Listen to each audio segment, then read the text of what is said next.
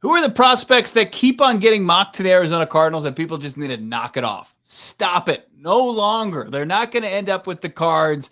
Let's fade those prospects. Also, there might be a blueprint for a Garrett Williams extension coming the Cardinals' way next offseason, Johnny. Yeah, we're getting sick. PHNX Cardinals After Dark, 32-pick first-round mock draft. Hit that like button. We're going live now.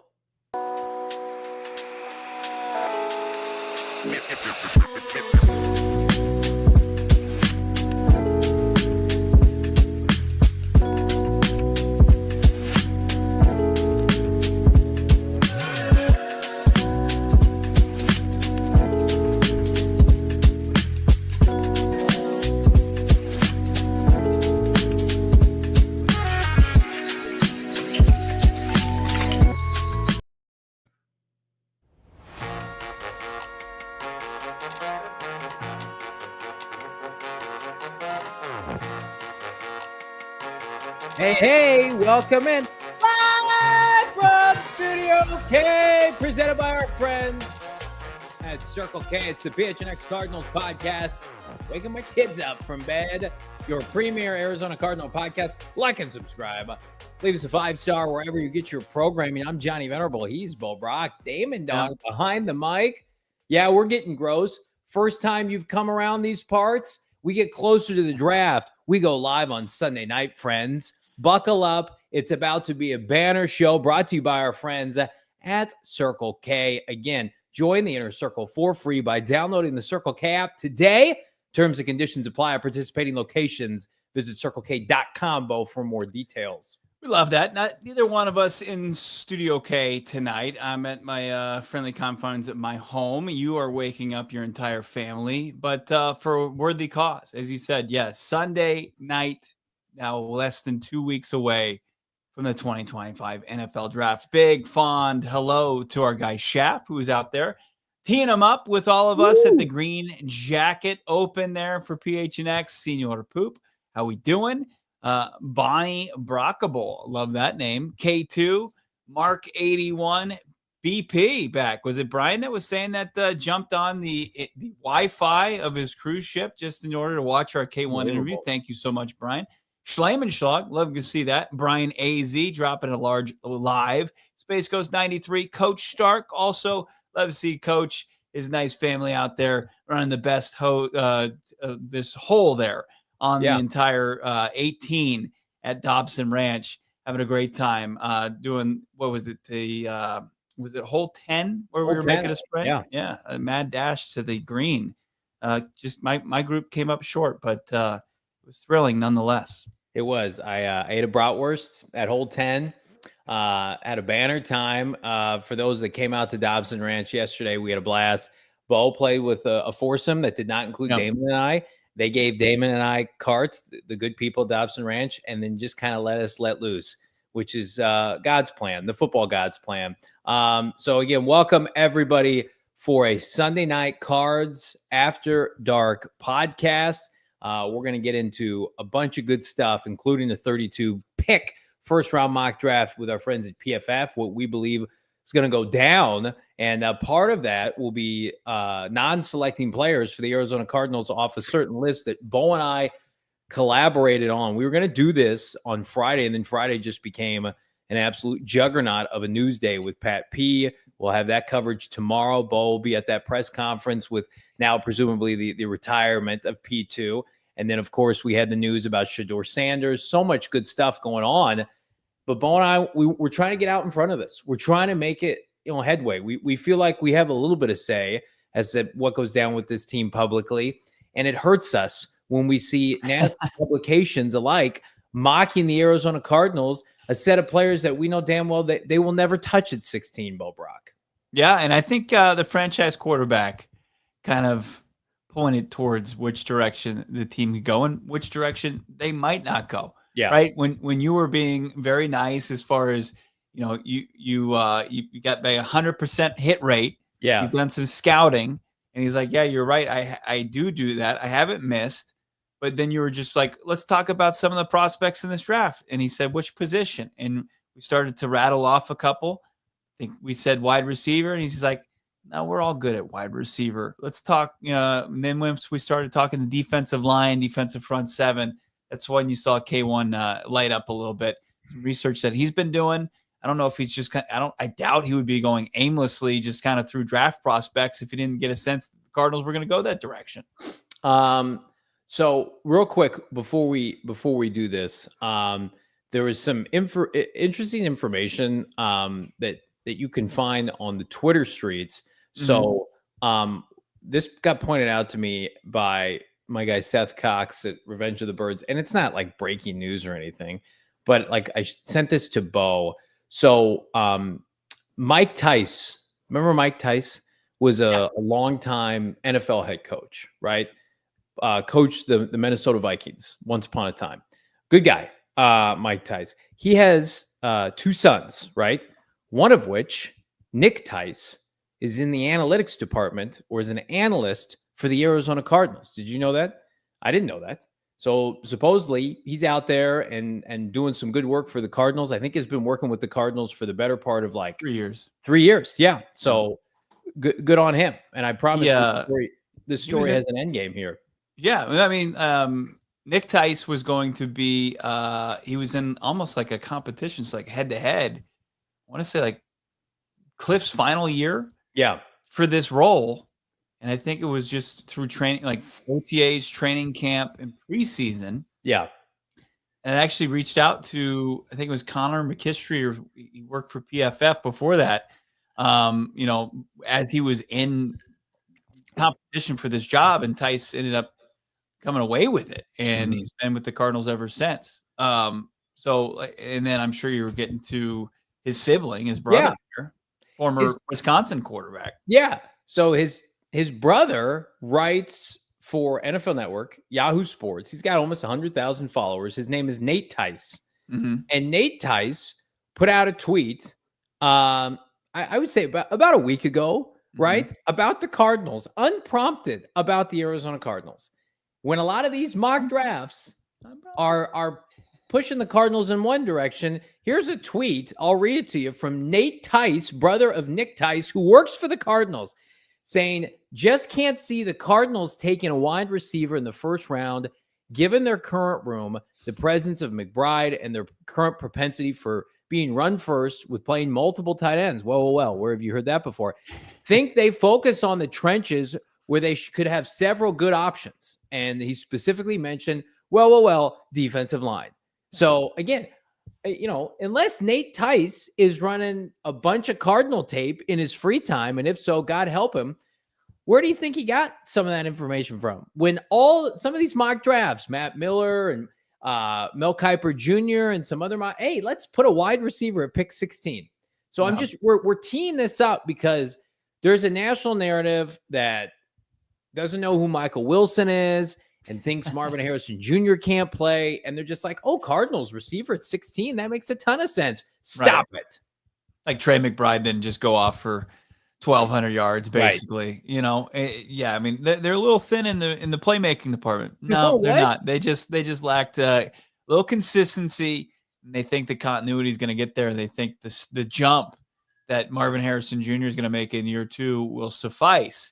No, look, and Tim put it very well. As far as Nate Tice goes, he knows ball, to be fair. He's one of the best quarterback scouters, according to Tim, and I agree with him.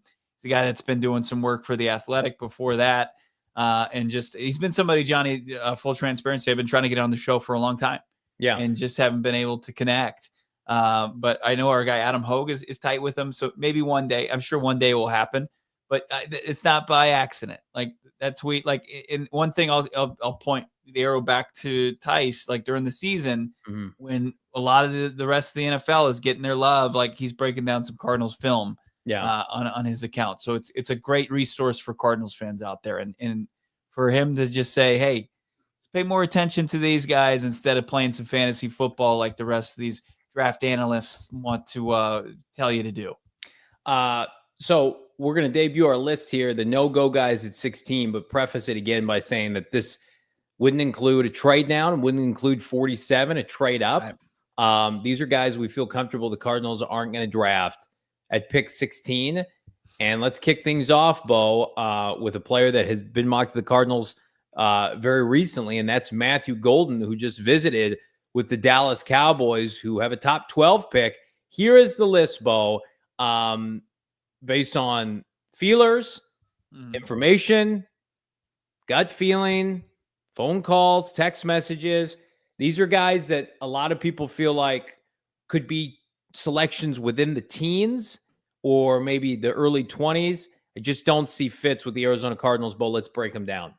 Yeah, well, why not start with Golden, who's been, for whatever reason, the trendier pick, right? Maybe just because his star has been on the rise on the draft Twitter streets, social media streets, quite a bit lately. But, you know, the 4.29 speed, somebody we talked to, Fran Duffy, our draft analyst, saying, sure, like the 4.29 speed is there, but he hasn't watched a single bit of tape where he sees that speed utilized on the playing field. Still, guy that can play with you know, get into high gear, had a good season, good finish for Texas in their run to the Natty there, or close to the Natty college football playoff. But, you know, certainly somebody that I think would be far too luxurious, but a bit excessive a pick for the Cardinals at 16th overall. Yeah, it's like a lot of these are just going to be like, would you like them on your team? Of course. Yeah. But they just, for what the Cardinals do, how they want to build their team, I think like Matthew Golden to Dallas, 4 picks ahead of the Cardinals makes much more sense because we've seen that offense shine with 2 to 3 receiver sets. Remember a couple of years ago when the Dallas Cowboys made the postseason, it was Cooks and it was CD and even Gallup. Mm-hmm. I mean, they had a trio, and that's how they want to operate. Now they're moving on to Schottenheimer now. The Cardinals do not run that kind of offense. I think that's why, like, the Zay Jones signing and the Greg Dortch signing, like they're going to be able to kind of pick at whatever's left over. I mean, they're not going to get a ton of targets that make sense. It would just be a wasted pick if you're committing to Drew Petzing, like we know Gannon is. Like Nate Tice in that tweet, I just outlined this offense to a T. Like, you can make an argument the second and third tight end are more important to this team than the third and fourth wide receiver, which is crazy to me. Yeah. I'm not saying I agree with that. It angers you a lot. Yeah. Yeah. It's a lot of your frustration, no doubt about it. But it's the truth. And we're taking this at face value of like, sure, like, do we dislike some of these prospects we'll talk about? Do we would prefer, don't think it's great, value to take a guard. We're going to get to that. But like, we're trying to connect the dots here pertaining to what we believe the team is going to do based on the evidence they've given us. And now we have 3 off seasons worth. Right. Like, this is staring us in the face with some of these guys.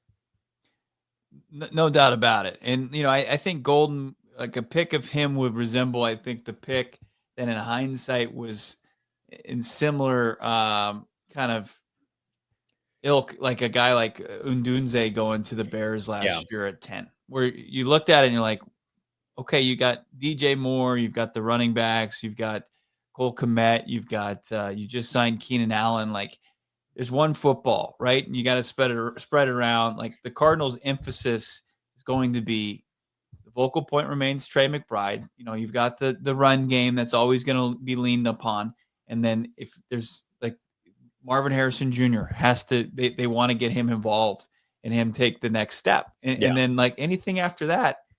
There's very little room for it. It's nice to have depth, but you're not going to use that for 16th overall. I just think it's about as far out of the question as most of these positions can go. And when we were having these discussions, like when we were doing a Sunday show a year ago at this time, like we probably would have mentioned like Marvin Harrison Jr. bucks the philosophy of this team and really where they want to build and utilize premium draft picks because they really want to emphasize the trenches there. 1,000%. Their preference would be to take a Joe Alt, or in a different scenario, if there was an Abdul Carter last year available like that, those are the conversations they want to have. It was a special circumstance. Let's look at the list again, Bo, and let's also cross off, of course, Tedero McMillan, TMac, our guy out of U of A, who's still very, I'm not discounting his ability to still be the first receiver taken. And to be fair, I haven't seen him mocked to the Cardinals nearly as much as Matthew Golden. I think people look at Matthew Golden as a compliment to Marvin Harrison Jr., whereas TMac and Marv have a lot of similarities in their game, just physically how they're built. But, no disrespect. Mykel Wilson, to me, I get it. You want to argue, well, he doesn't have the ceiling of these two guys. He's been in the NFL for 3 years, right? He's polished. He's been in this offense for 2 seasons now. I think he's somebody that, again, with the right amount of targets, there's no reason to think he can't eclipse 800 plus yards. We had him on our show at the tail end of the season, and he said it legitimately shocks him that he did not hit 1,000 yards this year. He was convinced after his rookie year. And then you go back and look at the opportunities maybe he wasn't giving because this offense needs to evolve. Before you start throwing high picks at receiver again, you got to decide what kind of offense you want to be and say to yourself, can we even maximize 2 receivers in this offense? Yeah, look, I probably would start to have this conversation first that we had about Matthew Golden, about Teteroa McMillan first, because I think for me, he's the wide receiver one in this. Fair. And I do believe, like, when you start to talk about like an excessive use of your draft pick, your first round pick, and not having the luxury roster wise to be able to do that.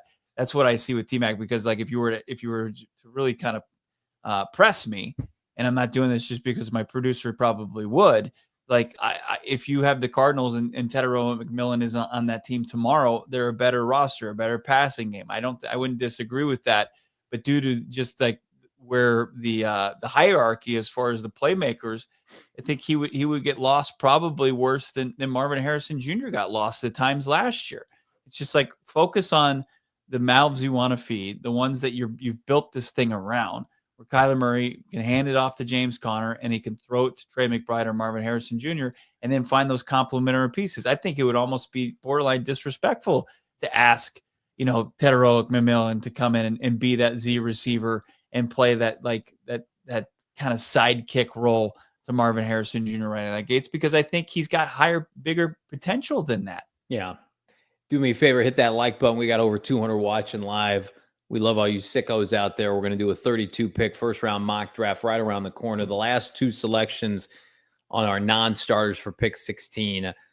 Let's start with Barron from Texas. So he put out some feelers over this weekend, and the Cardinals, I don't believe are going to be interested. I'll give you a couple breakdowns as to why. One specifically, he's undersized for what they want in terms of a corner that they would take this high.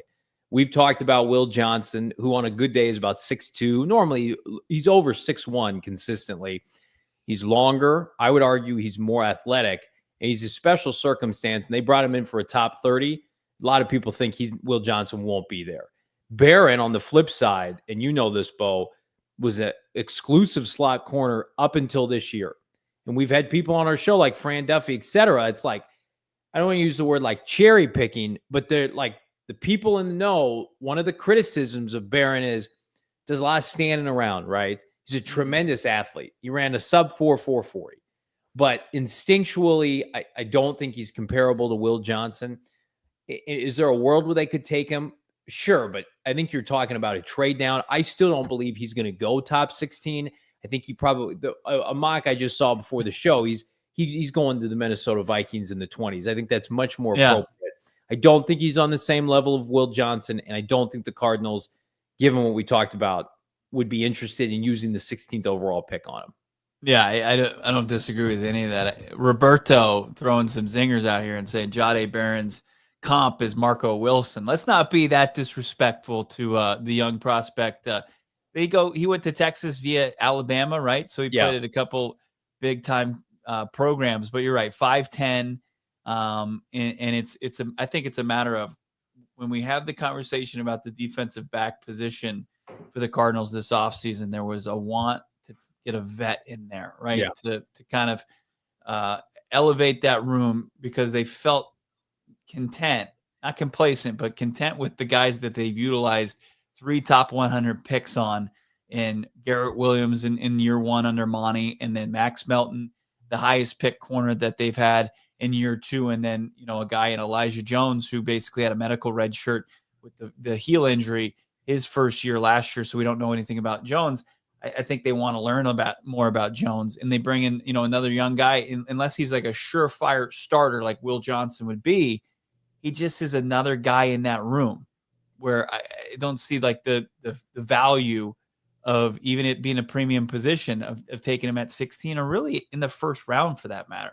That's almost why when I look at like a second round corner too, I don't see a whole lot of value there too, even though there's some intriguing prospects there, Johnny, like Hairston from Kentucky or who's another kid Amos that's from Amos, yeah. Trey Amos from Ole Miss. Yeah. There's also concern with some people that feel like, and this is the text message I got today, that Barron may have to move to safety eventually, which is just a horror show scenario for any team. His arms are shorter than Will Johnson. It's just not, again, it's a premium position, and he could very well be a great 10-year pro, and I hope he is. I don't think he's going to be an Arizona Cardinal. Let's get to the last name on here for a lot of people's IOL #1, interior offensive lineman #1, Gray Zabel out of North Dakota State that's been mocked to the Cardinals before. I almost put Tyler Booker. We almost put Tyler Booker on this list. We're going to save off for that right now. Gray Zabel, though, no top 30 visit for the Arizona Cardinals. The Cardinals, unlike Steve Keim, are, I don't want to say anti-small school early, but you can tell it just, they want to see you compete against the best in college football. If you're getting an early selection, what have they drafted? Ohio State, Missouri with our guy Darius. They had their best season SEC. forever. Yeah, absolutely. BJ Ojulari, LSU, Max Melton played the best receivers in college football in the Big Ten at Rutgers. Like even Garrett Williams in the ACC, they took a chance because he had first round grades, right? And that's the ACC, and you're stretching it in the third round. They like Big Ten guys. They like SEC guys. I don't doubt this kid's probably got a nice NFL career ahead of him. I don't think he's a top 20 pick, and I don't think he's going to be an Arizona Cardinal, especially given the positional value there at 16. Right. In a position that he didn't play them like at all really in college, what he projects to be. I mean, it's when you talk about the Cardinals and Monti Ossenfort, his scouting department, and even bleeding into the head coaching or the coaching staff, they want to they want to check as many boxes as possible. They want to get as much homework done on these prospects, have as many boxes checked going in, especially when selecting a first round pick. And when you got Gray Zabel and you ask, did he play against top tier talent? Doesn't check that box. When you ask, okay, did he play and excel at the position that you project him to play at the next level? No, you can't check that box. Those are two major boxes. Is he big? Is he athletic? Yeah, those are some boxes he can check. Does he project to be somebody that can play and start in this league for a long time? Absolutely. But I think that there is some they'd be a little bit risk adverse to do that at 16th overall. Now, like when we get back into the trade down conversation, I think that's where Gray Zabel could probably re-enter the conversation, get into the second round. I think that's where he can re-enter the conversation. It's just kind of similar to Isaiah Adams. They're willing to do that in day two, later day two, like Adams was, where he played primarily tackle, and then they were going to kick him into because, hey, we'll develop that guy. But I think there's, especially now, the Cardinals want to put the pressure on themselves to find an impact maker. And I don't think like you can necessarily say, hey, like this guy from the FCS and change positions is going to be able to make an impact that's going to push us over the finish line. What do you think of our list of our non-starters? I got one. Yeah, I got one I want to ask you about and wonder, because you finalized this one as I was just kicking my feet up and not working hard while you were just grinding. Kelvin Banks Jr. Are you just a little hesitant to take him off because you think he's still in play? I think where he's still – I don't think they'll draft him, no. To put it definitive, I think he still plays a position of need. Can he play right tackle? I don't know. Did he have a top 30 visit? Doesn't sound like it. Mm-hmm. But here's what he has. He's healthy right now, whereas Josh Simmons is not healthy. Membo goes early. I think Kelvin Banks Jr. for a lot of people is gonna go top 15 regardless. Man, a lot of people think he's a finesse player. Yeah, I wouldn't have an issue putting him on the list. No, I mean, like, he's probably in that same camp of like Tyler Booker for me, where it's just like not my preference. I think Banks has a better chance than Tyler Booker. So How do you feel about that? It would have to come in the form of either Banks doing something he's never done and playing right tackle with a team, which I would think inexplicably going against offensive line continuity and pushing Paris Johnson Jr. back to his unnatural position of right tackle, even though he's played it. I don't think he projects to be a better right tackle than left tackle in his career. I got a really strong feeling that the Cardinals want Paris Johnson Jr. to be their starting left tackle of the future. I don't think I think it's a big question mark if Banks can kick over to the right side and play that, at the next level the rest of his career. See Mark 81 in the chat saying Gambo pushing Banks, just like for fun, like because he likes him as a prospect. Because I think the reality is like they like the draft and develop day 2 mindset with everything but left tackle. They've shown us, like I think you're going to maybe see a couple more names that are right tackle adjacent that they could take, maybe with some top 30 visits.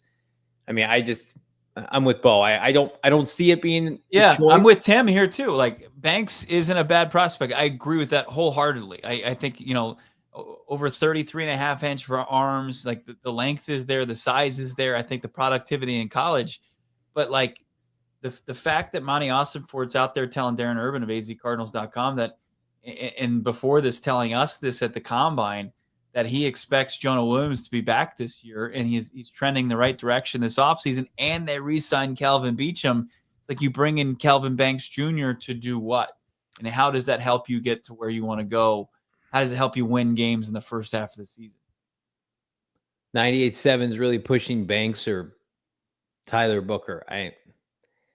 The only rationale, I'll play devil's advocate for 1 second, because something that hasn't been revealed yet that we're not going to dive into, but I'm going to look at the offensive line and just the walkthrough that you just gave us. It's like, could there be a scenario in which Monti Ossenfort wants it out there that Jonah Williams is doing great, so he's not jumped for potential tackle prospect in the process? Like, that's the only thing I can think of, because I'm with you. If they're committed, if Jonah is going to play and Calvin Beachum is re-signed, there's no place for him. Calvin Banks Jr. is not going to play guard. They're not going to play him at guard. Mm-hmm. Like that's the only. It's like the 1% where it's like Jonah Williams is actually not okay. None of us have seen him. Where the hell is he? He's not on social media, anything like that. He's actually being locked away, and they're saying, Jonah, don't go anywhere until after the drafts, because we can't have X team jump us for a tackle. So I'll play devil's advocate for 1 second, but I'm with you. I think the Cardinals really like their offensive line. I think there was a big push to get not complacency, but continuity with it. We got to take a break. We'll keep the discussion going right around the corner. We're going to do first round mock draft. We're going to talk Garrett Williams' potential contract, and I want to touch on the Cardinals potentially expanding their quarterback room, not in the draft, but again, continue to free agency. It's Cards After Dark, PHNX Cardinals. I'll tell you what, it was a hot weekend, and I'm thankful for our friends at All Pro Shades Concept. Extend your outdoor living space with a custom fit awning, hundreds of designs and colors to choose from, motorize and retract with a remote control, all the LED lighting to light up your patio under the awning, hundreds of colors, durable fabrics to withstand the sun. Choose from manual or motorized that can also replace and fix most outdated and old patio shades. So again, if you think, I don't want to start from scratch, they might be able to do something with what you already have going on, because they're the #1 rated Arizona patio shades back in 2024, triple B, A+ rating with over 1,000 5-star reviews on Google, licensed, bonded, and insured. Give them a call today. Free home estimate, 623-204-1476, or visit allproshades.com to get more information. I love that. As the sun is bearing down on you, why not get yourself some cool shade with our friends at All Pro Shade Concepts? Also, get yourself behind the wheel of a brand new Ford from Sanderson Ford. So our guy Ron out there at the Green Jacket Open, lighting it up on the links, along with some of the great sales associates over there at Sanderson Ford. Of course, Sanderson Ford, the PHNX is proud Sanderson Ford official vehicle partner. Nobody hold it out. Nobody dunked it on the par 3 for the 2-year lease on the Ford F-150. It was my worst shot of the day. It pains me to say that. Maybe I'm a fraud truck guy. I don't know. But look, I like to celebrate with Ford trucks. F-150s, also love their Bronco Sports. They're elite. You can get a Ford F-150 right now for 1.9% financing. Save up to $4,500 on that Bronco Sport, 2.9% financing, and save up to $4,000 on a Ranger truck plus 3.9% financing. 2024 models, finance offers up to 36-month OAC through Ford Credit. Discounts include Ford rebates, Sanderson discounts, plus trade assistance and Conquest Cash. You have to qualify for, but check them out. Go check out, of course, Sanderson Ford out there in the West Valley. They thrive on their no hassle, no pressure, no nonsense sales approach. Just want to tell you about some great cars and vehicles and get you in there for the right deal.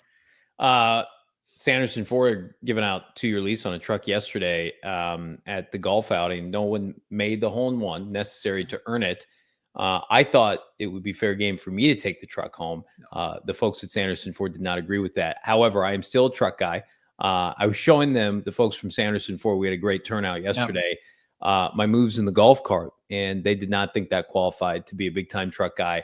But they said, come out to Glendale and maybe we can help you out. So. They said, buddy, this whatever battery golf cart, this is a little bit too much vehicle for you already. We don't want to put you behind the wheel of these big engine trucks. Like this video, we got 240 watching live on YouTube alone. We appreciate all of you. We got a mock draft coming up to end the show. Like some sickos here. We're nuts. We love it. 32 picks. Love it. Caffeine up, baby. I do want to down. You making trades? No trades tonight, unless you want to. This got reported by Ari at My Sports Update. A bunch of people had this on Friday. Cardinals brought in Tyler Snoop Huntley for a workout, which if you followed this podcast last summer, this was a name Bo and I had identified as a logical trade partner. And I think he at one point got released and got picked back up by Baltimore. He had bounced around a couple different franchises, maybe even spent some time in Cleveland, and then obviously Miami. Cardinals are doing their due diligence with veteran quarterbacks. I think that tells us a couple different things. Number one, they do not like this rookie class. I mean, how could these moves, if they sign Tyler Huntley, it's 0% chance they draft a quarterback. Yeah. And even so, like they were competitive for Jacoby Brissett. The Chicago Bears wanted to bring in Jacoby Brissett. The Cardinals beat out a couple different teams there. And then you flesh this out. Like, this is a guy that could come in. Let's say they bring him in. He's in direct competition with Clayton Tune, and I would like his chances over Clayton Tune to be the QB3 of this team. Regardless, it is competition, right? And there's going to be a lot of passes that need to be thrown between now and the start of the regular season. And Snoop Huntley has familiarity with a similar system as what Drew Petzing and the Arizona Cardinals run here. Like, he played for Cleveland last year, as we mentioned. Yeah. He was a top target that we had said you could elevate, Kyler Murray's backup quarterback immediately by going after Huntley. And, further down the road, here they are working him out last week, which was, it was not just reported, it was on the logs as far as Huntley working out for the Cards. And I just think that he is somebody that, we know about Brissett and we know about a lot about Kyler Murray. And I know people are going to probably make some stinks as far as how much Kyler Murray participates mostly in the preseason. They want to see that more this year than he didn't play at all last season. But last year, they didn't have a whole lot of reps to split up beyond what they wanted to learn and find out about Clayton Tune and Desmond Ridder. They don't have a similar competition that's going to be as tight as that. It's going to be Kyler Murray's QB1, Jacoby Brissett's QB2, and then they'll bring in who they potentially might want to practice squad after that, and also get them through these OTAs without Brissett or Kyler really having to put any mileage on their arms. We're sickos. We cover the preseason with pre and post game shows. Give me Tyler Huntley in preseason game number 3. Feed me that reality. Respectfully to anybody else they might bring in. It was a horror show last year with Tune and Ridder. And I respect to Clayton Tune, what he's been able to do. I think he kind of won that by default. Desmond Ridder played some of the worst quarterback you've ever seen last year, training camp and in the preseason. I mean, he was just laughably bad. And so I think this is great. All for this. Now, as the recording of this podcast doesn't have a deal with the Cardinals, but I think it would be a great landing spot. And again, like, having those 3 guys in your quarterback room this year, you got to feel pretty good about it. And if Kyler Murray, God forbid, were to go down, I think Snoop Huntley started many games in the NFL. Brissett's been a starter entering the season for multiple teams. New England last year, that we remember the Colts, the time with Indianapolis. So this team right now, it just all the moves for the people who are like, well, they got to continue to build. And they're going to do that in the draft in 2 weeks. This is a team that's showing you, like, we're making a run to the postseason and beyond. We want to be able to have the infrastructure in place that nothing disrupts that, even a temporary IR stint for Kyler Murray.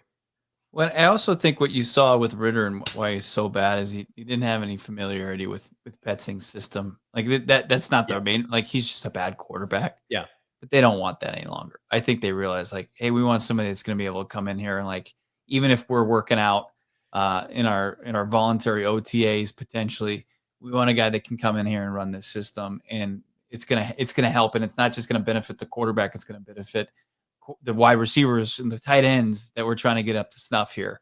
And I think, the last two, regular season, before the regular season, the quarterback play just hasn't been there outside of Kyler Murray. And I don't think that they feel like now they're in a position to get it up to where it needs to be. You wanted to touch on this. Our friends at CHGO did an emergency podcast earlier tonight to talk about the new contract for slot corner Kyler Gordon. The cap to our guys on a Sunday night, firing it up. Nice. I like that. That's right. 3 years, $40 million for, I believe, what was Ryan Poles' first selection in Chicago. So, of course, he was quick to get that deal done.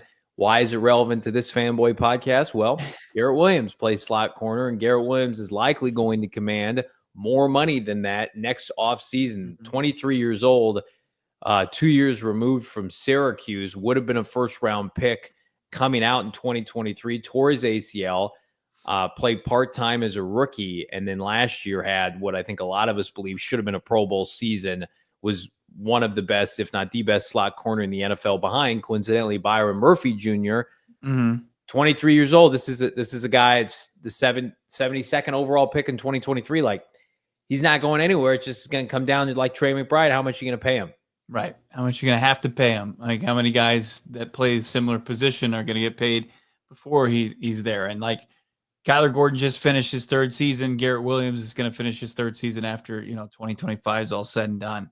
And, you mentioned the numbers on that. Our guy Donnie picking spreads hit me up when I'd said this on Twitter, where I thought that this is going to be kind of the blueprint. This is the trajectory that Garrett Williams on. He said, I think it might be like a Christian Benford deal with Buffalo, where I disagree. Like, he plays more outside than Garrett Williams, and it's not trying to discredit Garrett Williams or anything like that. I don't think the Cardinals are trying to hold Garrett Williams down by putting him in the slot more often than not. I think that's just where they feel like his strength is. I think that's probably more where he's going to, that's just over, if he's 45 or if he gets it up to 50 million, I think that's where it's going to be. Garrett Williams, the 4th rated cover corner this year, according to Pro Football Focus. Yeah. And again, this was his first full NFL season. Good Lord, he did that with no pass rush. I mean, can you imagine the kind of year Garrett Williams is about to have with the influx of help up front that's arrived and that's incoming? Wasn't the deal today, it was a 3-year deal? 3 years, $40 million. Yeah, so like McBride got a 4-year deal. So if you just kind of push that out to a 4-year deal, right? Yeah. It's going to be, what, just about over 50? I think, I think he's going to sign it when he's 24, 25 years old. Yeah. And if things play out correctly, he'll hit the free agent market before he turns 30 again. So great player. The 2023 draft did exactly what it needed to do. It gave this team a foundation. Paris, Garrett, Mykel Wilson, Dante Stills. Now it's time for the 2024 draft to pick up where they left off. What about 2025's draft? We're going to do a complete first round mock coming up, and your super chats as well. If you're watching live, we're en route to 40,000 subscribers here on YouTube. Give us a subscription, give us a subscribe here, and pound the like button tonight if you want to see more of these. It's Cards After Dark. Hoping to be money with our mock draft like our friends at Monarch Money. Start managing your finances to build the life you want. Monarch Money makes managing money simple, even for busy lives, with all of your accounts, credit cards, investments in one place. You'll always know where your money stands without the hassle with our friends at Monarch Money. Track your spending, savings, investments, and more. And again, it's your biggest life's goals. We're going to make them a reality with Monarch Money. It's the finance tool people actually love, named the Wall Street Journal's best budgeting app of 2025. Again, get control of your overall finance with Monarch Money. Use code PHNX at monarchmoney.com in your browser for the first half of this year. It's going to get you, again, 50% off. monarchmoney.com, bonus code PHNX. Again, helping making your biggest life goals a reality, Bo. Love that. Love what's going on with our friends over at Carol Royce Team. Selling your home shouldn't feel like a last-second Hail Mary. No, you need a guaranteed win. Exactly what Carol Royce offers. Carol Royce, your home sold guaranteed realty, is the MVP when it comes to real estate. While most agents, they make promises, Carol backs hers up with a written guarantee. No guesswork, no gimmicks, just results. She sold over 12,000 homes across the valley and faster and more money than the average agent. It's not just a stat. It's the game changer that you're looking for as far as the real estate market goes. Thinking of cash offer, don't just settle for one. Carol's going to get you maybe 6 of the best offers and the least one at 100% of the market value, or Carol's going to pay you the difference. When it's time to sell your home, make the smart play. Go to Carol Royce. Give her a call. If you have any questions about the real estate market, which there's so many to be asked these days, 480-776-5231. That's 480-776-5231. Visit her online, carolroyceteam.com. That's carolroyceteam.com. Terms and conditions apply. Again, smash that like button. Here's how this is going to go. We're going to do all 32 picks. We're going to do the first 15. We're going to sit on the cards pick, and then we're going to come back, and then we're going to keep it going with the Redbirds 16 through 32. I'm going to share my screen.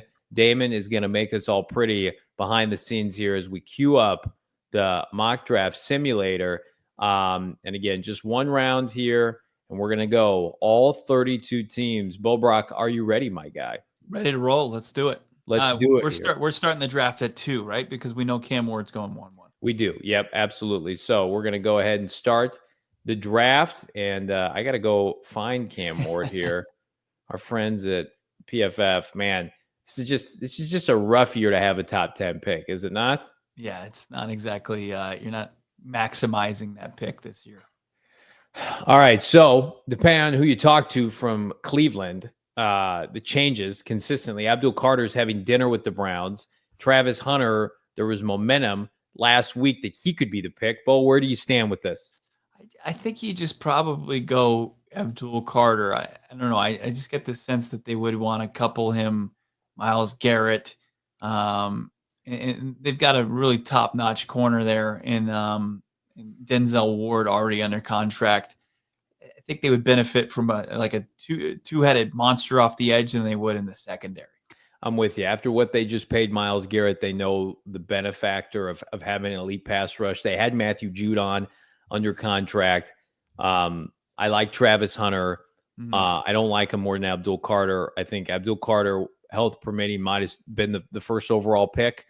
Cam Ward's obviously helped himself. I'm with you. And I think this makes this pick easier because, the Giants could still go Abdul Carter, but they got really nothing in-house but pass rush. So whereas Travis Hunter comes in, number one corner, he'll play offense for them, loves the spotlight. It really is kind of the perfect situation for him to fall in. It gets to work, in that media market. It's got his own podcast already. So no issue with Travis Hunter here. Okay. Put him in the Big Apple. That's right. Nice now jersey. we get down to brass tacks with New England. And again, I think Will Campbell really helped himself at his pro day. Mm-hmm. Yeah, he did. Getting remeasured a little bit and also just being up there being down in Baton Rouge and working out as far as with his LSU teammates. Yeah, Will Campbell, the tapes there, our guy, Fran Duffy, stands behind it. He thinks that, Brian Kelly put him in a lot of positions to really show off his talents, and he was about as good as and can't miss as you can get at that position. So despite the shorter arms, I think Will Campbell is still tight or tackle one in this class ahead of Mimbo. Yeah, there's not the Skoronski vibes that we got 2 years ago, and I think he's gonna line up perfectly with what Vrabel wants to do. The idea that they were going to take a wideout 4th overall with Vrabel. I mean, get back to brass tacks. Taylor Lewan was a great left tackle, or excuse me, Taylor Lewan was a great left tackle for them once upon a time in Tennessee. They'll try to duplicate that. Here's really where the draft starts, in my opinion. The Jacksonville Jaguars, they've got a 21-year-old GM. They've got a head coach that nobody takes seriously right now. Trevor Lawrence is coming off another bad year injury. They released Christian Kirk. They traded him for pennies on the dollar. They could go a ton of different ways here. Mm-hmm. There's even talk of like Genty being in play, which would be egregious, but right. Do they just go chalk Mason Graham here? Is that the play, or do you think there could be another scenario in which they Garrett Fuller was telling us, they were talking about Kenneth Grant, Mason Graham's teammate, potentially in Jacksonville, but I don't know if you ever pull that move off. When Graham's got the tape and the resume, more of an established prospect. I always thought early in the draft process, TMac was going to be a good spot here, but let's just go with the defensive lineman. Etienne and Tank, who is it? Bigsby? Yeah. Thanks. Yeah. Yeah. Why do you need a running back? Why would you use it in this spot? This draft has got so many question marks. Mason Graham is one of the few, I think, constants where you know what you're getting there. Raiders on the clock. We will go with our draft lord and savior, Benjamin Albright, who, by the way, we're trying to get on the show tomorrow to do kind of a recap of the top 10 and what he thinks is going to go down. So we'll go Genty here. And there's talk that Genty could go even higher, which is just nuts. I don't mean to rip on the kid. It just speaks to like the insanity of like last year versus this year. Like, where would Genty go last year? I don't think he's a top 10 pick last year. Bears might have taken him 10. Maybe. Yeah. But instead of Ndunze. I mean, like Dallas Turner last year fell into the middle of the first round. I mean, there was just last year's draft. I mean, he's a 5'9" running back that didn't play in a Power 5 school, and people are like, let's put him top 5. I don't know. His workouts, his resume, his productivity, and then his character is all, he checks all the boxes. He's safe for sure. The Jets, we had talked with Damon earlier this week. Most betting sites have Tyler Warren being the selection here. I'm warming up to this because I think they look at him and they think safe. Speaking of safe, Justin Fields, security blanket down the middle of the field. Maybe that we'll see kind of tight ends early go in vogue because of what McBride has done and Brock Bowers has done, more so than forcing another defensive player that they've done. It feels like the Jets always hit on defensive players early, and it doesn't matter. Yeah. He's a guy that does everything for you at the tight end position. He even carried the ball, I think, for over 200 yards for Penn State this year, along with 100 catches and being, a decent blocker. So, yeah, I mean, I don't love the positional value. I know you hate it. You were even anti-Bowers, who was I think a better prospect than Warren. But like you said, where the draft is lacking this year, some of these prospects slide up. Carolina, I think we go with what we know, and what we know is the Carolina Panthers head coach. What? You think we go Georgia? Yeah. I think we're going to go Jalen Walker. You like somebody more?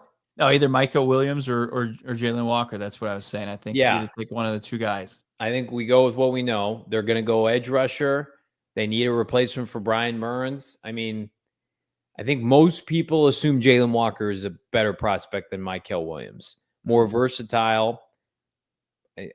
I feel like we're going chalk so far, which I absolutely despise. But I just think this year's draft is going to be a lot like 2021. I said that the other day, where it's like we're telegraphing every pick because these players, like Jalen Walker is a top 10 player for most people. So I don't see him falling this, outside of this 8, 9, 10 range. I think he's the pick to Chicago if they don't take him here.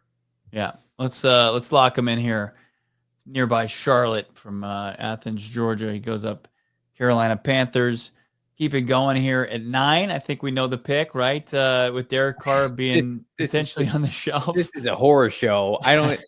Again, you heard people today talking about like the Saints just completely just bottoming out this year and trying to like get the first overall pick next year. Teams don't think like that. I'm sorry. Like, if Derek Carr's injury just came out of nowhere and now they're scrambling, like there are no free agent quarterbacks for them. There's no way Mykel Williams has that much cachet. There's no way he has that long a leash. If they bought him out, he's gone. I got to imagine the GM is going to say, hey, I'm not losing my job because I want to get Arch Manning potentially 1-1 next year, or another GM is going to get Arch Manning next year. I think I wasn't buying it until the Carr injury. I think it's realistic now. I'm not saying it's the favorite, but what are you going to do? What are you going to do? Yeah. This is the NFL season. Like people talking about like throwing games. This isn't like a 2-7 team in October. We're in April, bro. Yeah. Like this, you can't just say to your fan base, "We're done for the year" in April. You got to do something. So yeah, I feel like this one's easy too. Yeah, I say we do this one and we jump out to our last break and then come back and wrap up the. Yep. Go with our friends. Yep, Membo with the Chicago Bears, and then we're gonna come back right after the break, and I think things are gonna get tough. We're gonna have to make some tough decisions here. That's coming up. The final 22 picks of our mock draft. We got almost 300 watching live. You sickos! It's PHNX Cardinals. Love that. Love our friends over at Pure Edibles. Pure Edibles, founded in Arizona and available in 130 dispensaries statewide.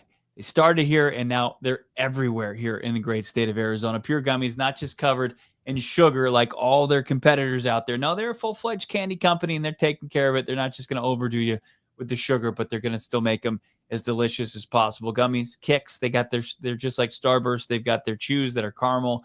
And then you got your hard candies, Pure Effects, clearly listed on each 10, so you know exactly what effects to expect. Pure offers gummies for sleep support, as well as candies with uplifting effects derived from unique cannabinoids, such as CBN, CBG, and CBD, with marijuana derived from THC. Pure offers gummies, of course, that were created up in Flagstaff and Noble Herb Dispensary, now called Phoenix home. You're here in the big leagues. Pure Gummies, designed to be ripped in half for making them easily shareable. Easiest way to dial in that exact dose that you're seeking. Go find yourself some Pure Edibles products from one of the 130 dispensaries in Arizona. Pure Edibles. Big thanks to our friends at Pure Edibles. Big thanks to our friends at Circle K. I was at Circle K earlier today with my son, saving money like only they can. Join the Inner Circle for free, the free new membership program. All you got to do, enter your email, phone number to be fully enrolled. Then you're going to save 25 cents per gallon, which I have since burned through, because I've been a part of the Inner Circle for many, many years, but I save 3 cents per gallon every day because it's indefinite. Join the Inner Circle for free. You can get deals on snacks. I may or may not have gone to a matinee today with the fam, snuck in some snacks from Circle K.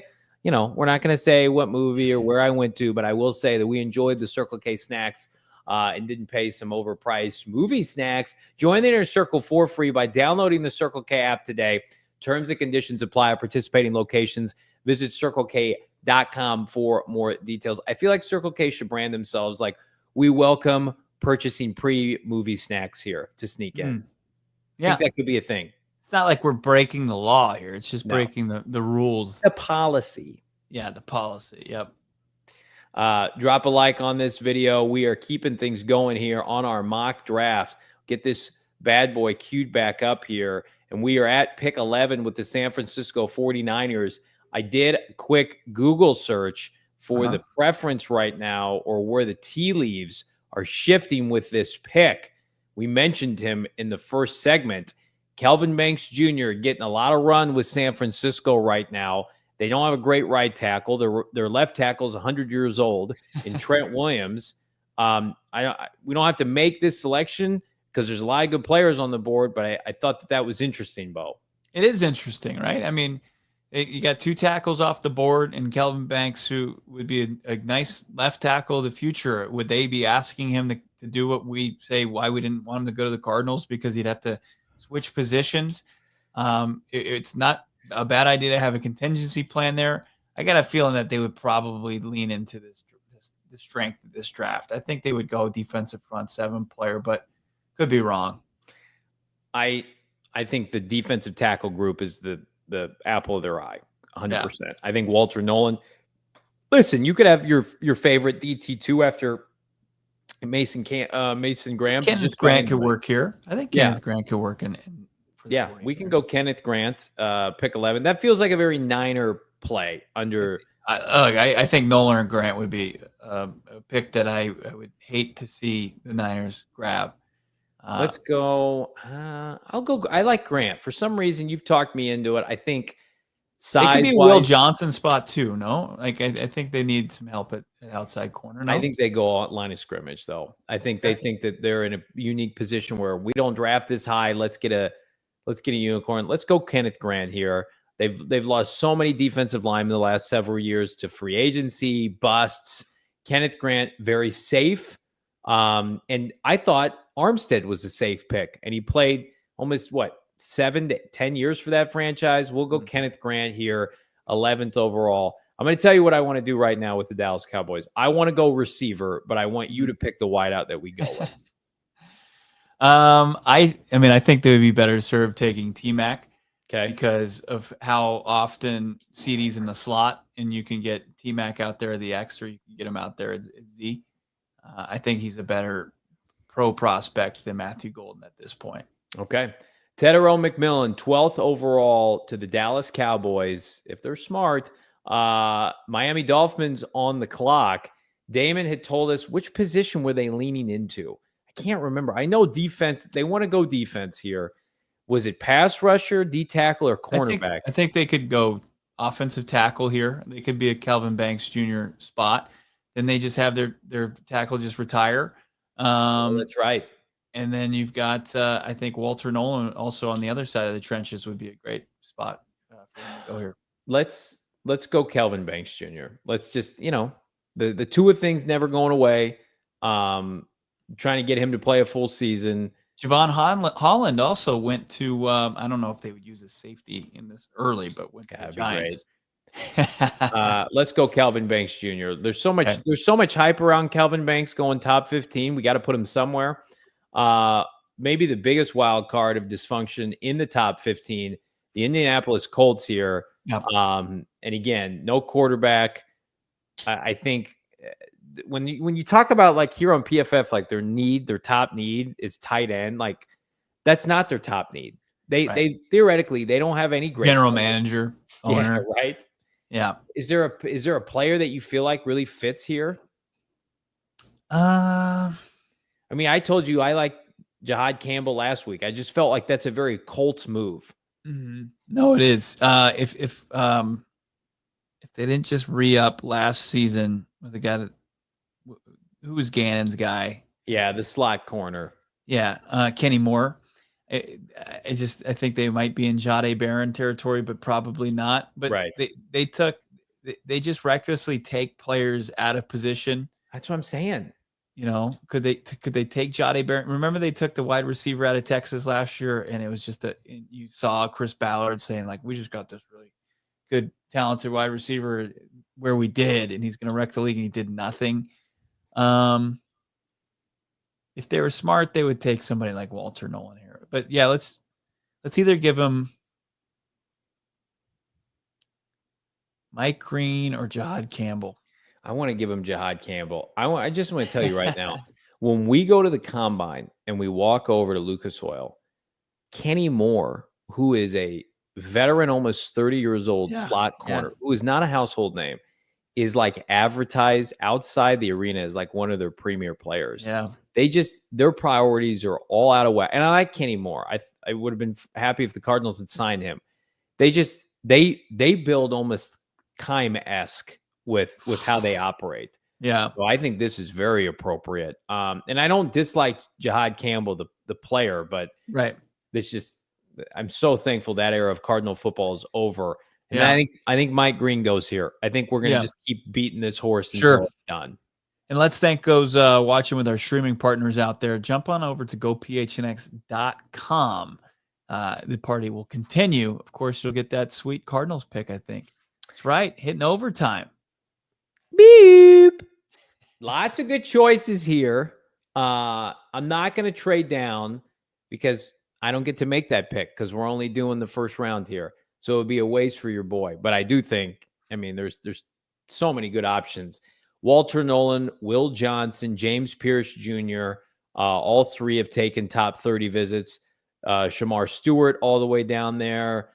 Landon Jackson, Derek Harmon. There's Tyler Booker down there, 47th overall. 987 loves him. I think right here you're talking about Mykel Williams, Will Johnson, or Walter Nolan for me, Bo. I think they're three of our big three. Where is our guy Mykel Williams? He's down there at 38. Yeah, I'm taking a look at the chat here, and it's pretty split. I'll try to get up as high as I can. Jake starting in with Harmon. Wow, okay. It's your boy saying Will Johnson easily. Senior Poop, Will Johnson. Jake, Will Johansson. Derek Fife saying Harmon. You got, let's see, Shaft saying Nolan, Johnson, Harmon in that order. Will Johnson easy. You got Kalari saying Will. Derek Fife saying Harmon. Tim saying Johnson, Nolan, Harmon. A lot of Derek Harmon. Wow. Yeah. Yeah. Mark 81 saying Mykel Williams. Jalen Blair, Harmon. Greedo shot. I don't want to say where he shot. I don't want to put him on blast, but Nolan and Harmon. Nolan from Animal TV. B saying James Pierce Jr. Another one for Nolan. Another one for Nolan. Another one for Pierce. It's just what I've been doing in this spot. when Will Johnson has slid this far, I've usually taken Will Johnson. Just because I think Will Johnson is the best prospect at a premium position, where I think it's close with the other guys. I think you could not only take Will Johnson and have a starter at a premium position for the foreseeable future, but then also at 47, find your pass rusher, defensive lineman, and then find the other position in the third round. Yeah, I think if you look back, Dolphins, Cowboys, Niners is kind of his window here. Maybe, New Orleans was thought to be a spot for him before this injury to Carr too. It's like, are we getting closer to this potentially becoming a reality? I don't know where the Cardinals have Will Johnson rated. I do think it's a special circumstance, just like last year with Marvin Harrison Jr. It's not my preference. I would rather go line of scrimmage, but I'm with you in the chat. I think of the available players, he's the best overall player. And then you to me, it's like, okay, we got to hang on for dear life here and hope that a pass rusher or a defensive tackle is available at 47. And with this class, you would lean toward hopefully that's the case. Because once you get down here and just scroll down, this is just for this exercise as far as the prospects. You roll down here and you start to look at, Omar Norman Lott. There's a defensive lineman option in the second round. Yep. You continue to go down. Like if Shamar Stewart falls, you got a toolsy edge guy. You got Talik Williams here from Ohio State, interior defensive lineman. Harmon. You just have so many options beyond this where I don't think, like, if you're the Cardinals, you probably don't leave the draft with a defensive back unless you take one this high that you see as somebody that's going to just jump in and be a starter day one. Keeping things going here with the Cincinnati Bengals, I think pass rush, or defensive line. I think maybe, you want to give them Walter Nolan here, just because either JPJ or Walter Nolan, I think, are probably your best bets. I think Walter Nolan is the prospect for them. Seattle now gets to come in here and really kind of have a pick of their litter. They need an edge rusher. So James Pierce Jr. worked for you. Yeah, Ezeraku would be good too. Yeah, let's go JPJ. Tampa Bay, very active in free agency. They need a defensive back, and Barron projects, I think, well here for a slot corner under Todd Bowles. You could also go Ezeraku. Any personal preference to either of those players, Bo? Not necessarily. I think unless they wanted to get younger at the wideout spot, I just don't see that. It's not a need. And they're a team that wants to get out of the first wild card round of the playoffs, don't they? And I think maybe improving that defense, that pass rush, maybe give Todd Bowles another pass rusher. I like Ezeraku. I'm a little disappointed Cardinals haven't brought him in. as of yet for a top 30 visit. Maybe it happens this week. Denver, I think we bucked the trend here. I think we go offense, either a wide receiver, a tackle, a running back. Hampton has been the trendy play, but then you have your pick of the litter here. If you're Sean Payton, what do you think, Bo? Yeah. I mean, they seem to have been in like the playmaker spot all pre-draft, and Golden would be really nice here, just because, or they take Loveland, out of Michigan, the tight end. Yeah. And then they took the kid that was Bo Nix's teammate last year, 4th or 5th round. They've been searching for that top receiver. Cortland Sutton's older. I think Golden is a nice option for them to try to complement Bo Nix, where we feel like Bo Nix, while we like what he did last year, surround him with players kind of Brock Purdy-esque. Steelers on the clock here. Surround him with a really favorable schedule again, too. That helps Bo Nix. Pittsburgh's all over the place. There's no Shedeur Sanders to take. Yeah. Do they take Dart, though? Do they take Jalen Milroe here? Oh, man. Yeah, let's get gross. Let's go Jalen Milroe here. Are you okay with that? I think that Jalen Milroe behind Aaron Rodgers. Yeah, I just don't think he's a first. I know, like, there was, like, and Garofalo debunked that on our show last week. He said it wasn't a matter of, like, he had so many first round grades. Most teams have him as a second, third round grade at the highest. So yeah, I don't know, man. I think they probably still, they were taking, if there's going to be a third quarterback going this high, I would probably think it's Dart, but I don't know if they could screw it up again. I think they'll probably play it safe and get a non-quarterback. They just did it with Kenny Pickett, where people are like, okay, sure, do that. We'll give you the benefit of the doubt. I think they've lost that. Yeah. They've lost the benefit of the doubt. Let's go. I mean, they've missed on a bunch of first-round tackles. Why don't we give them Malachi Starks? It's a team that values safety play. Minkah Fitzpatrick's getting up there. I don't know. There's not an edge rusher that I think they would love to take here, as you've got T.J. Watt potentially pulling a Trey Hendrickson. I don't know. I don't feel passionate about this one way or the other. People are saying give him Barron. Some people saying take a lineman. All right, let's give him Barron. DT. Okay. Let's give him Jade Barron, Texas, going to Pittsburgh. I'm going to tell you right now, Jim Harbaugh wants to take advantage of this defensive line edge class. So I'm not entertaining wideouts and tight ends. I think this is the group for Jim Harbaugh. So I think it's our preference, Bo, of like who we think the best available is of these guys. I think it's Mykel Williams. Mykel Williams. Okay. Yeah, I don't disagree with that, or taking a Derek Harmon type player.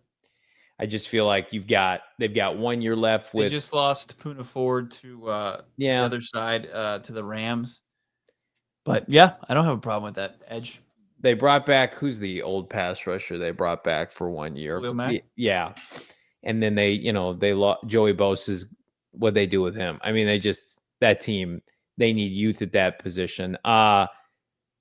Green Bay Packers have been in the market for a veteran. A lot of their fans have been in on Trey Hendrickson, kind of locked in like we have. I think another pass rusher here would be appropriate. Which pass rusher do you think fits what they usually go really conservative guys at 8 to 12 sacks that you never hear about, but then you watch them and they're steady, and then they get their 5th-year options pickup and they get modest extensions. I feel like a Landon Jackson would be interesting here. I know a lot of people think that might be a reach. Yeah. Harmon wouldn't be bad either, though. I know he plays defensive tackle. They've got a pretty ferocious interior defensive line. Yeah. Maybe a Nick Scorton. I don't know. Yeah, I think it's just you pick this. Yeah, that feels like a Packer pick for sure. Let's go Scorton going ahead of his teammate. Minnesota Vikings on the clock now. They've had the splashy offseason. Do they keep it going, Bo, by taking Amari and Hampton at running back? Man, I don't know. A lot of people think Trayvon Henderson's going to be a first-round pick. That's wild. Benjamin Albright included. would the Vikings make a non-premium pick like this? They seem like they lean into it pretty well. Like, could they take a? They don't need a Simmons there. Just to stockpile Simmons, let him heal up. Could they take? No, they just spent a ton of money on on a guard. They spent money on DTs and guards. That's why. That's why. Let's give him a running back. Let's give him Hampton here. Right. We're allowed to be gross on this mock draft. You don't have to be right here for that's Vikings. Right. Houston, I think we go offensive tackle or interior. Simmons is best available, although Conley's picked up a lot of steam lately. I don't think he's a first-round pick, but I've seen him mocked in the first a lot. Yeah. Any issue with Josh Simmons here? No. I mean, I think you go either Zabel or Simmons or somebody like that. Now we get into the horror show that is the LA Rams here. They've worked out Jackson Dart. They've worked out Jalen Milroe. Are you in a position where you think that could be the selection for them? Not here. I think they're going to – they always take a good player here. They're not going to take some quarterback that's not going to play for them. What have they done in the first couple of picks? They just find impact makers. They found one in Verse. They found one in Fisk. I think they'll continue to do it. Yeah, man. I think that Derek Carmen, is he gone yet? He is gone. They've got Shamar Stewart. I mean, I know Zabel's not. He projects as a guard. I think they're pretty well set there in that spot. What about Loveland? They need a tight end. Or they could go somebody like Amos, who's a fringe first-round pick. Kind of like Amos. Let's do it. Let's give him Trey Amos here. Now we go Baltimore, and I think this is the spot where you say Gray Zabel, welcome home. Fits what they want to do. Sure. Detroit Lions need an edge rusher. They're old at that spot. Hutchinson's coming back from a broken leg. Mm-hmm. I think this is a team where you look at Shamar Stewart and it's like Lions have so much talent.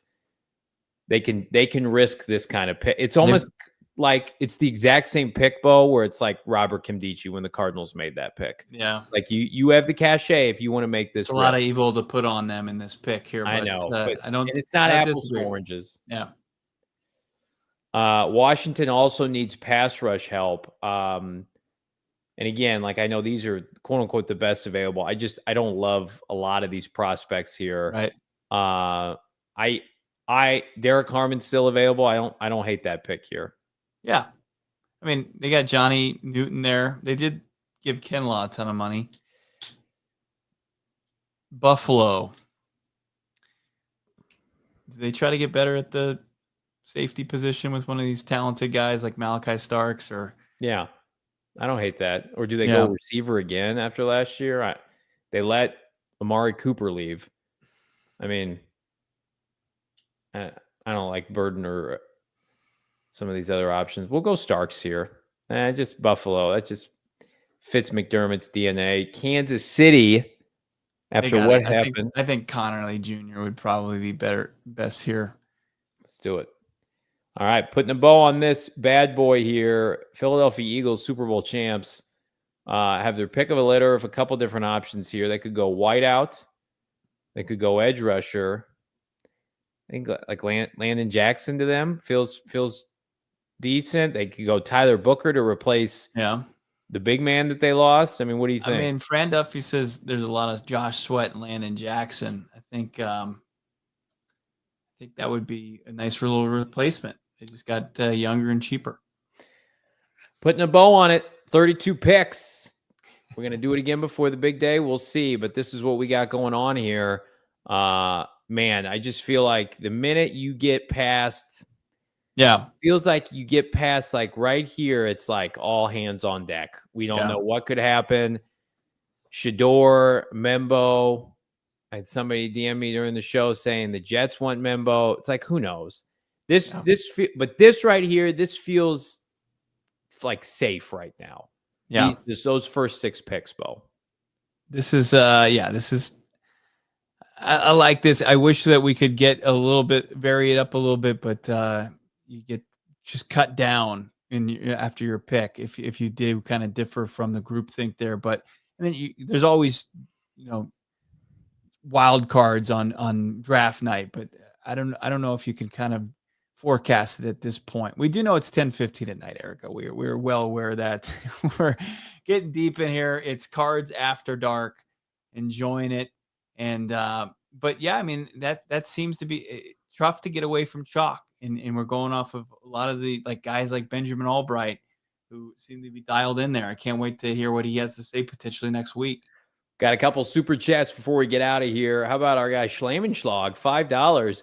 Cam Scatterboo will go undrafted. TMac will go first overall, and the Arizona Cardinals will take Jihad Campbell at 16. I have the script. I have a nightmare, and that's my nightmare. So thank you, Schlemenschlag, for that super chat. Terrible script. Rip it up. I've seen movies that come on at this time of night that have better scripts than that one. What else we got? Our guy or gal, Uziel Felix, $1.99. Literally the best football podcast I listen to. Well, thank you so much for those kind words. We have a lot of fun on this show. Hopefully it shows. But we appreciate the super chat. Hayden, thoughts on the movie Draft Day with Kevin Costner? Poison is the word. I think unwatchable.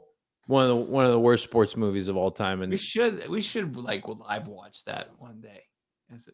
In the dog days of summer. The only good part is the late Chadwick Boseman. I've never been a Kevin Costner guy ever. Jennifer Gardner, horribly miscast. Who's the head coach? Awful. Dennis Leary, awful, poorly cast. Everything feels so wooden when they're in the war room. It makes me not want to like the draft. I'm like, it does the opposite of what it's supposed to do. Yeah. Love it. Yeah. PHNX Cardinals Draft Day watch along. Who says no? I agree, Damon. We got to make it happen. It is gonna. Why not? For us to just Mystery Science Theater 3000 this thing. Put Moneyball next to that film, and it's like, oh my God. It's like Times Drafts versus. I almost swung at you saying those two movies back to back. Pick and spreads, Donnie, our guy, $1.99. Glad you realize Will Pierce, and it's not close. It is close. It's close to me. BBK, I agree too. The Kevin Costner is absolutely. That's what I was like. Hey, what could go wrong? It's two of my favorite things merged together: the NFL draft, Costner, and it was just hot garbage. Oh man, it's not been hot garbage this podcast After Dark. We appreciate everybody who dropped in. Guess what? We get to come back, have fun tomorrow, 4:30, as we continue to break down the very latest ahead of the NFL draft. And then Bo will be at the Cards facility mañana as we await the 12 hours from now. Yes, retirement of Patrick Peterson. We'll have full coverage, Bo, on tomorrow's show. That's right. We'll talk to Pat Pete. He, as we already saw on Cardinal social media, he's in the Valley, took the Bidwell PJ to town with his family. So we'll get to talk to Peterson tomorrow morning, and you'll see those clips up PHNX_Cardinals on Twitter, Instagram. Thank you to everybody tuned in the Sicko Sunday version of PHNX Cardinals After Dark. That's right, Classy Nasty. Like this video, subscribe to PHNX Sports. Our march to 40K continues. We're so close, but every subscription, it means more than you would know. Like this video. For Johnny and Damon, great work behind the scenes. I'm Bo Brack. We'll talk to you tomorrow. We all silly like the mayor.